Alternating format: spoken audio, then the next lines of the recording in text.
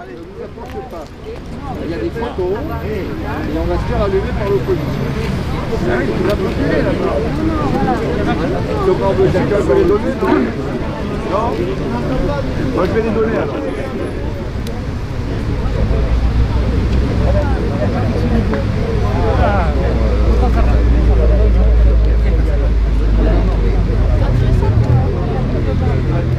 Mesdames, Messieurs les élus, Mesdames, Messieurs les représentants des associations patriotiques, Mesdames, Messieurs en vos grades et qualités, Mesdames, Messieurs, cette cérémonie de recueillement est organisée en mémoire des morts de la fusillade du 26 mars 1962, rue d'Isly à Alger.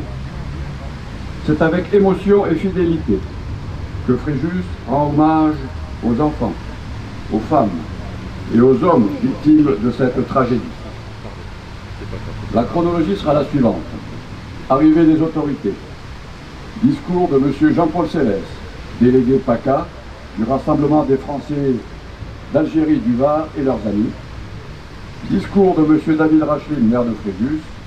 Chant des Africains, un couplet. Dépôt de gerbes, sonnerie aux morts, minute de silence, marseillaise. Et le salut des autorités au porte-drapeau. Pour les porte-drapeaux, garde à vous.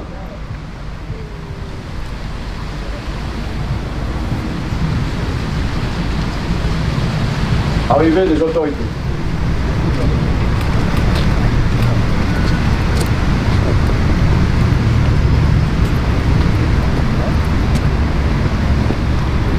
Discours de M. Jean-Paul Célès, délégué Provence-Alpes-Côte d'Azur du Rassemblement des Français d'Algérie du Var et leurs amis.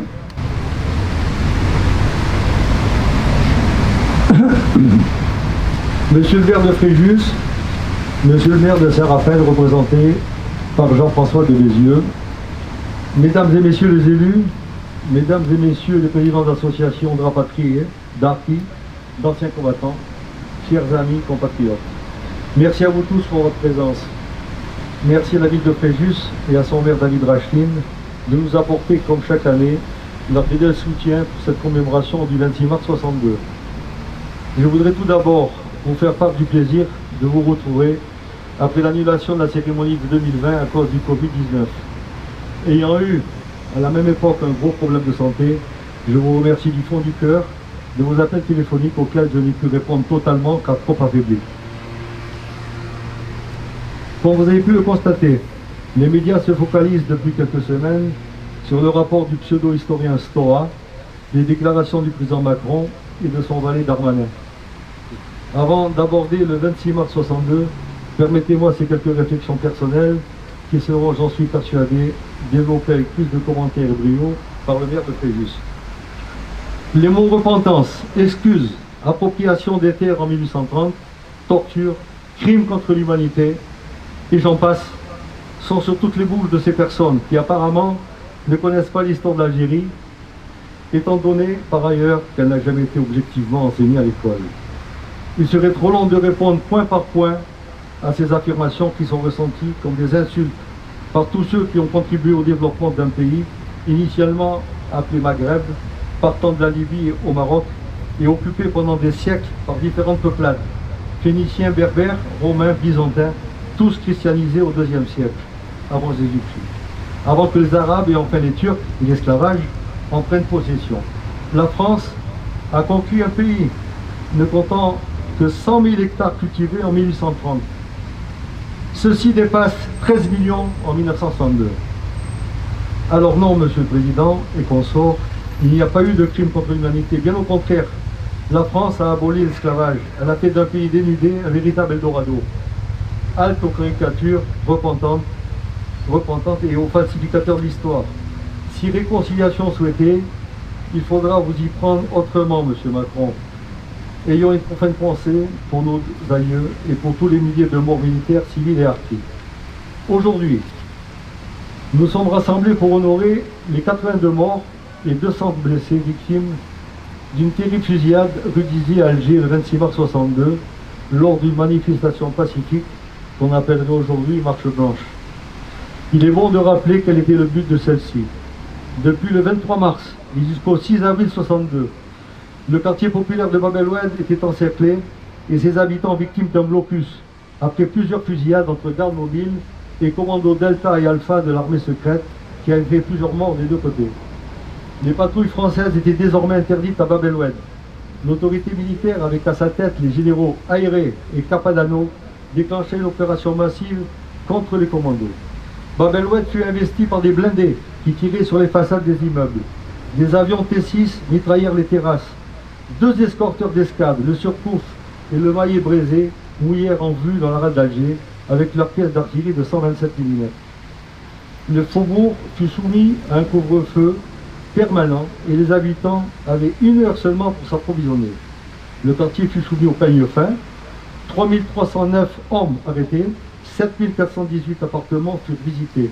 Jamais dans l'histoire récente, une opération n'avait été menée contre des citoyens français en soulevant si peu de réactions chez les défenseurs attitrés des droits de l'homme en France et ailleurs. Cette situation déclencha une manifestation de soutien en mobilisant les pieds noirs des autres quartiers d'Alger. Il est 14 h et la foule est devant la Grande Poste au début de la rue d'Izy. Un tract émanant du seul colonel Vaudrey, responsable OS de la zone Alger-Sahel, avait appelé à rejoindre Bab el-Oued afin d'apporter des vivres à ses habitants. Cette initiative personnelle fut toujours contestée par Salan, Suzini et Pérez. La suite est terrible. Un barrage avec des tirailleurs du 4e RTA, commandé par le commandant Goubard, ouvre le feu au FM24 pendant 12 minutes. Pour justifier un tel massacre de civils, l'armée avancera plus tard qu'un coup de feu avait été tiré du haut d'un immeuble rue d'Isly. Pur mensonge et aucune preuve. On peut d'ailleurs se poser cette question. Que faisait le 4e RTA rue d'Isly alors qu'il était basé dans le sud algérois, à Berrouaga exactement, près de Médéa, et qu'une directive du général Ayré interdisait son emploi en ville pour le maintien de l'ordre. Cette directive, écoutez bien ça, signée du général, portait la référence 905 CSFA, barre de fraction EMI. Or, celle-ci a disparu des archives. Il n'en reste que le bordereau rédigé par le général Vuillermé. Pourquoi cette directive aussi importante et émanant de si haut n'a-t-elle pas été exécutée? C'est l'énigme historique non résolue à ce jour que soulève cette dramatique journée du 26 mars 62. Je vous remercie de votre attention.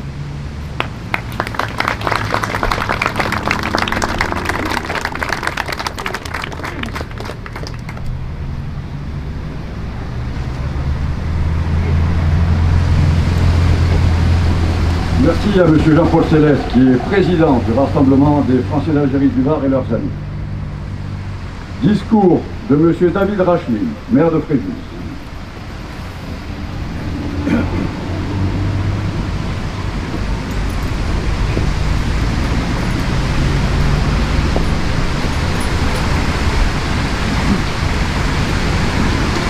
Mesdames et messieurs les élus, mesdames et messieurs les anciens combattants, mesdames et messieurs les rapatriés, mesdames et messieurs les harkis, monsieur le Président, cher Jean-Paul, mesdames et messieurs.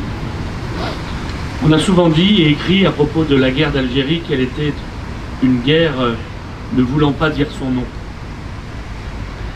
Elle a pris successivement les appellations d'événements, après le déclenchement des actions armées du FLN en novembre 1954, d'opérations de police, d'actions de maintien de l'ordre, d'opérations de rétablissement de la paix civile. Mais qu'en est-il du massacre de la rue d'Isly du 26 mars 1962? Une mémoire donc éparpillée au vent de l'histoire, une date quasi oubliée, presque interdite. La guerre d'Algérie s'est achevée officiellement par la signature des accords d'Évian. Toutefois, les violences n'ont pas cessé après l'annonce de cette signature. Les divers attentats, les exactions contre les harkis, autant d'événements douloureux qui ne peuvent pas être jetés dans les limbes du passé. Nous ne pouvons évidemment pas refaire l'histoire, mais en choisissant le 19 mars comme date de commémoration officielle, certains ont préféré l'oubli et le silence. À Fréjus, nous sommes fiers de nous souvenir de ceux qui sont tombés dans les rues d'Alger ou d'Oran, ou encore de ceux égorgés dans les fermes, assassinés dans les déserts. Mais revenons à la date du 26 mars 1962. Ce jour-là, une foule d'Algériens d'origine européenne s'amasse et se rend en cortège vers le quartier de Bab el-Oued en vue de protester contre son bouclage par l'armée française. Les hommes, les femmes, les enfants se réunissent pour demander la levée de ce blocus. Hélas, ce rassemblement tournera au carnage.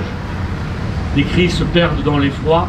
« Halte au feu, je vous en supplie, mon lieutenant !» En l'espace de 12 minutes, la fusillade fait des dizaines de morts. Ils chantaient la Marseillaise et s'effondrent ensanglantés. Bouleversés par cet épisode, les Pieds Noirs et d'autres Européens prennent alors la résolution de fuir le pays, sans attendre le référendum qui doit avaliser plus tard les accords. On révélera officiellement 80 morts lors du massacre de la rue d'Isly, dont 2 fillettes de 10 ans et 200 blessés. Fréjus rend donc hommage, encore et toujours, aux martyrs de cette tragédie. Même si je ne peux évidemment égrener tous les noms de cette tragédie, je souhaite en citer quelques-uns afin qu'ils résonnent dans l'éternité. Henri Bernard, 74 ans, Janine Mesquida, 41 ans, Jacques Gouraud, 30 ans, Pauline Hugues, 66 ans, Marc Maury, 29 ans. Christian Sainte-Marie, 14 ans. Guylaine Gray, 10 ans. Jacques Innocenti, 6 ans. Nous saluons également la mémoire de toutes les autres victimes tombées lors de cette fusillade, car nous sommes réunis en ce 26 mars pour nous souvenir. Nous souvenir pour assurer notamment une transmission apaisée de cette douloureuse histoire. Le défi des commémorations de la guerre d'Algérie est de réconcilier les parcours individuels dans notre histoire commune, nous permettant de nous projeter ensemble vers l'avenir. Le poète iranien Sohrab Sepehri nous invite à l'unité à travers ces quelques vers. Je n'ai jamais vu la haine de deux peupliers, je n'ai jamais vu un saule vendre son ombre à la terre, et gratuitement, l'orme offre sa branche au corbeau. Partout où frémit une feuille, s'épanouit aussi le bourgeon de l'ardeur.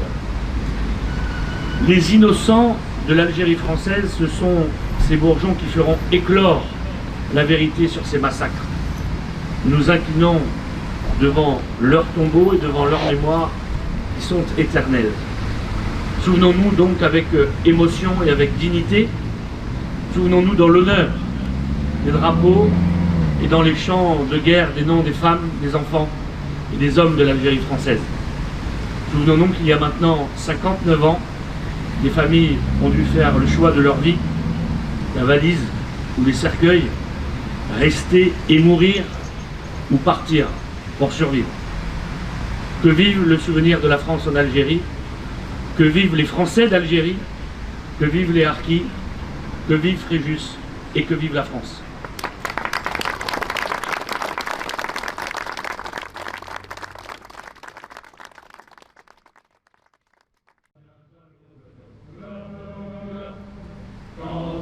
Soleil magnifique, retentissait ce cri vainqueur.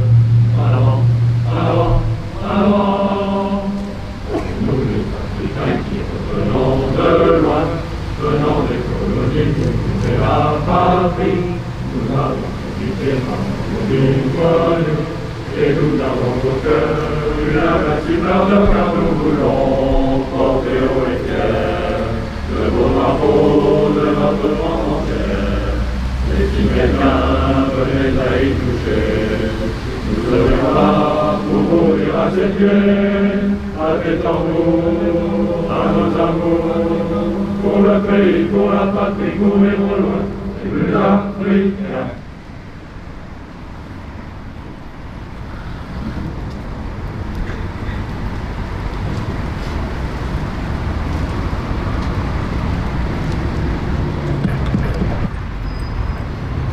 Au nom de la ville de Fréjus, M. David Racheline, maire de Fréjus, accompagné de M. Jean-François de Bézieux, adjoint au maire, représentant M. le maire de Saint-Raphaël.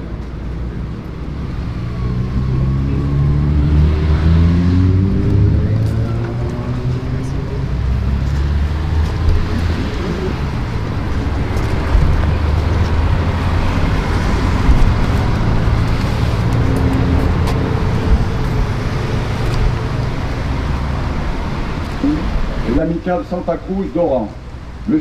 Jean-Paul Céleste, président, et M. Antoine Gimenez.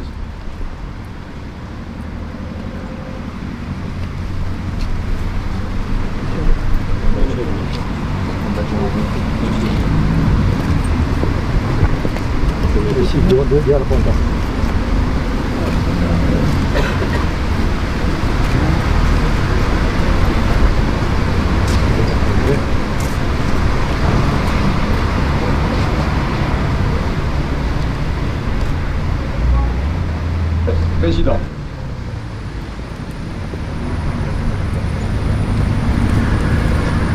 Madame Mesdames.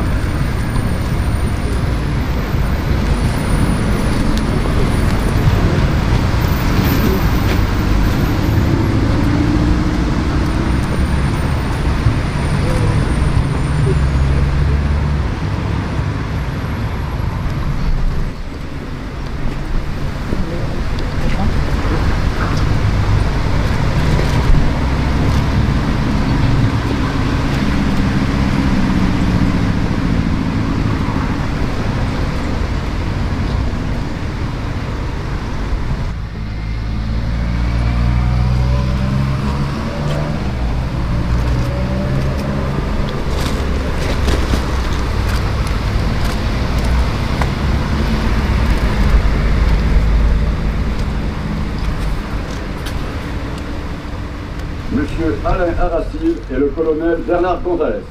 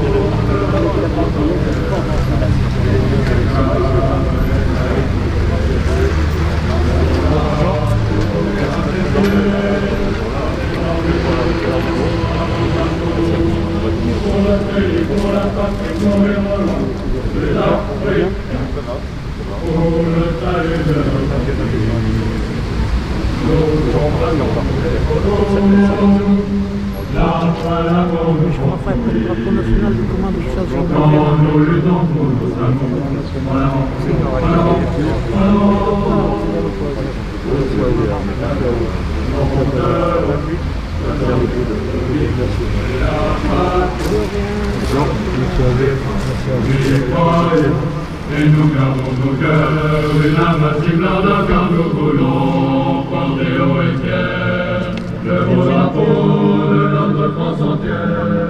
Et si quelqu'un venait à y toucher, nous serions là pour mourir à ses pieds. Battez tambour à nos amours, pour le pays, pour la patrie, pour les Gaulois, pour les Africains, de tous les horizons de France. Groupés sur le sol africain, nous venons pour la délivrance. Qui sera nous fera demain. En avant, en avant, en avant. Nous les Africains qui venons de loin, venant des colonies pour sauver la patrie. Nous avons quitté par tous les foyers, Et nous avons nos cœurs, une invincible ardeur car nous voulons. Pour les porte drapeaux, garde à vous.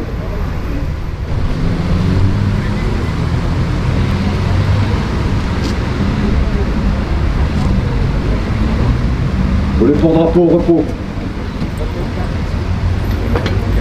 Mesdames, Messieurs.